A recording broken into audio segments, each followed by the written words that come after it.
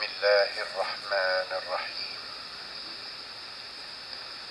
الله لا إله إلا هو الحي القيوم، لا تأخذه سنة ولا نوم، له ما في السماوات وما في الأرض. من ذا الذي يشفع عنده إلا بإذنه، يعلم ما بين أيديهم وما خلفهم، ولا يحيطون بشيء من علمه إلا بما شاء. وسع كرسيه السماوات والأرض، ولا يئوده حفظهما، وهو العلي العظيم. صدق الله العظيم.